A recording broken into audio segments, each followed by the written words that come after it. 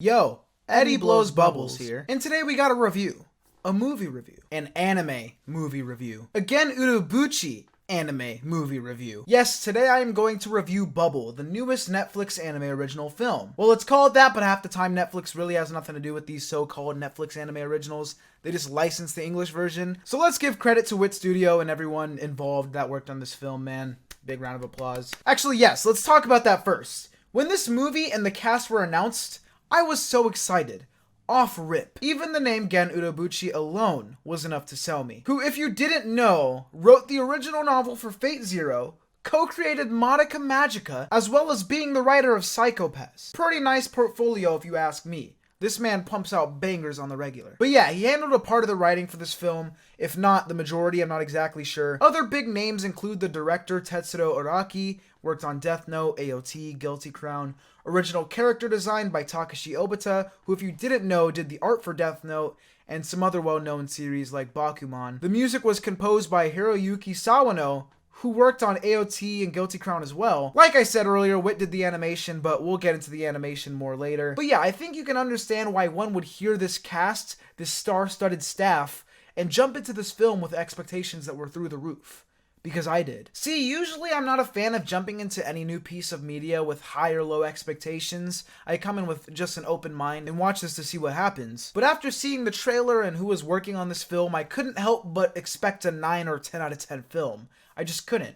Unfortunately, this movie did fall short of those expectations. I'll get into my reasons why in a moment. I'll go through the goods and the bads of this film, but real quick, subscribe to the channel if you have not. If you don't, well, I don't know. I won't do anything. But still, please subscribe. Thank you. The plot of Bubble itself, if you haven't watched it, here's a short summary. In a Tokyo where gravity is broken, a boy and a girl are drawn to each other. The story is set in Tokyo, after bubbles that broke the laws of gravity rained down upon the world. Cut off from the outside world, Tokyo has become a playground for a group of young people who have lost their families, acting as a battlefield for parkour team battles as they leap from building to building. Hibiki, a young ace known for his dangerous playstyle, makes a reckless move one day and plummets into the gravity-bending sea. His life is saved by Uta, a girl with mysterious powers. The pair then hear a unique sound only audible to them. Why did Uta appear before Hibiki? Their encounter leads to a revelation that would change the world. There's the summary, but even with the summary, I think if you haven't seen the film, then you should probably go watch that and then watch this video, because I'm not going to be able to cover all of it, and there's going to be spoilers ahead. So if you haven't seen it, you should probably click off, unless you don't care. I'm warning you. This is the last warning. If you get mad that I spoiled it from here on out, it's your fault, my G.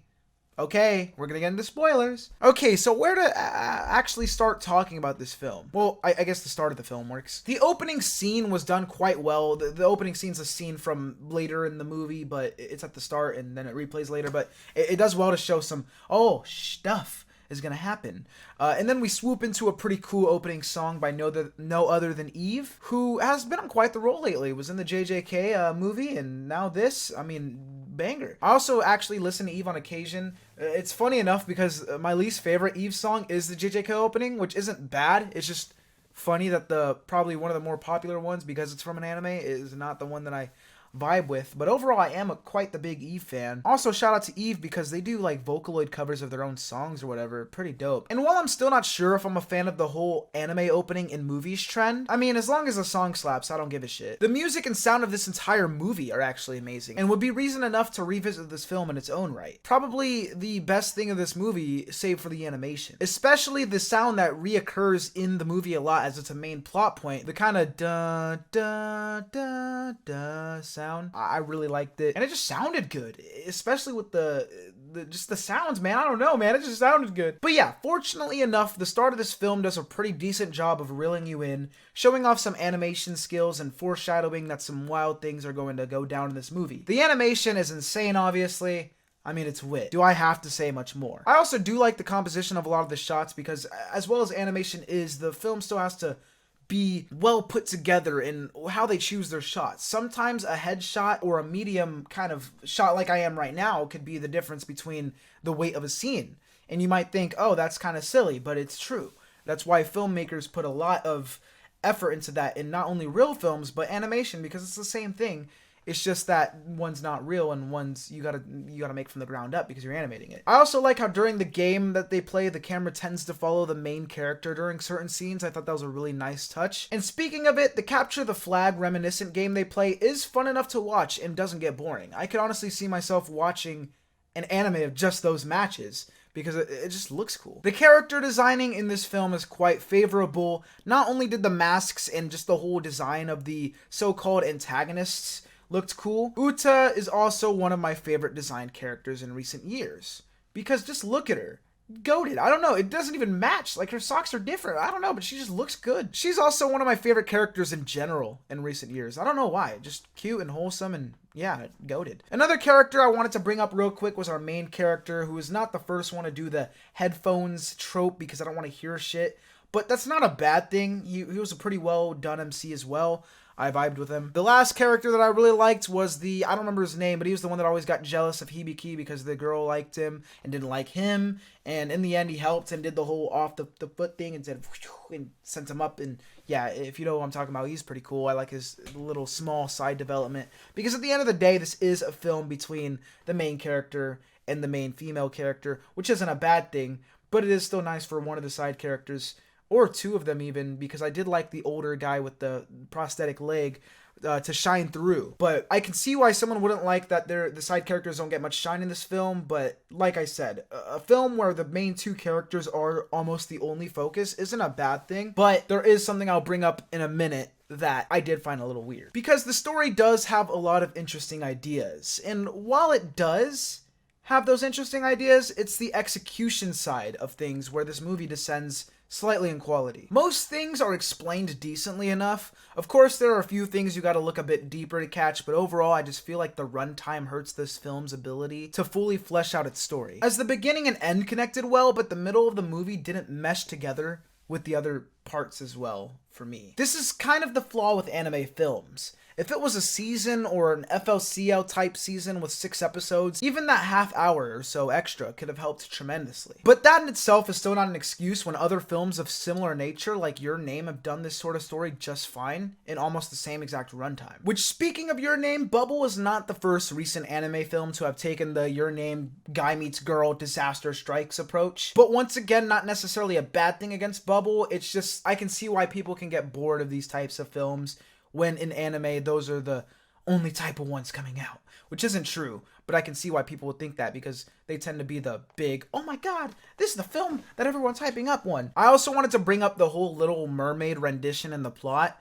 It was pretty cool, but I can't help but recall the film Belle, which did this whole Disney fairy tale approach a lot better. And yes, I know this wasn't inspired by Disney's Little Mermaid, it was a different one, but I wanted to make the comparison, damn it. The main antagonist group, and this is what I was going to bring up earlier, but I said I'm going to bring it up now, they were set up to look extremely cool and be good villains or antagonists, whatever you want to call it, and they ultimately fell flat in my opinion. Look, just because Paul Dano's Riddler pulled off the Twitch streamer side gig doesn't mean it works for them as YouTubers. But yeah, I just saw them as cool looking plot devices. Even at the end of the movie, their shoes that shot the water out of them helped them in the end. It's like, bro, you literally kidnapped her and then went to helping them. I guess at the end of the day, they just want money, which is kind of fine, but I think it would have helped this film if they were more prevalent as opposing forces. But don't worry, even though I'm kind of shitting on this film right now, which I'm really not, I'm just saying my criticisms what someone's gonna think I am, it does overall have more that I like about it than I don't like about it. I just wanted to say those criticisms so it didn't seem like I'm meat writing the film. You may have came out of this movie wondering a few things. Are the Bubbles a race of people? I guess so. Probably the easiest question here to answer. They seem like just, you know, their own species, which is why when Uta left them, they got angry and, you know, started going ballistic. Was her sister her or another Bubble? You know, the scene where she says, "Ne-sama," and it looks just like her in front of her? But since it looked just like her, I'm just gonna assume that they would all look like Uta if they were to become humans. One of those species like certain animals that look the same, like certain breeds of dogs or something, rather than humans where all of us look different. Why did the Bubbles arrive in the first place? We'll never know. We also don't get any reasoning as to why Uta specifically could hear the song. It's obviously not because of his hearing problem, because he was in a hospital with other kids just like him when it happened. Guess we'll never know that either. I did find the ending cool though, I will admit, because at least she didn't die. She is still with him as a cool little bubble. I won't lie though. The second watch definitely improved my experience. My first watch, I was left there with this film at a 7 to 7.5 out of 10. Now it's sitting at a 7.5 to 8 out of 10. Oh, 0.5 higher, baby. Let's go. But yeah, I'm just going to keep this short and sweet. Is it worth watching? Yes. Is it a masterpiece? Unfortunately not. But it's fine. Not every movie needs to change your life, man. And yeah, this is probably the worst formatted movie review or even video in my life. I was all over the place. I didn't go like how I normally would, where it's plot and then writing, then music. No, I just went off my notes that I wrote during the second viewing of the movie. So you just watched like 8 minutes of a live tweet movie watching session. How does that feel? Bet it sucks, huh? But hey, what did you guys think of Bubble? Did you love it? Did you hate it? And why? If you enjoyed this video, maybe subscribe. That would be pretty cool. Hope you all have a great day. What anime, character, whatever should I make a video about next? Let me know in the comments. I already said this, but have a great day and peace. Bye! When I'm back on the clock, you're only with me in the back of my mind now. It's a cycle, it's a path, I can't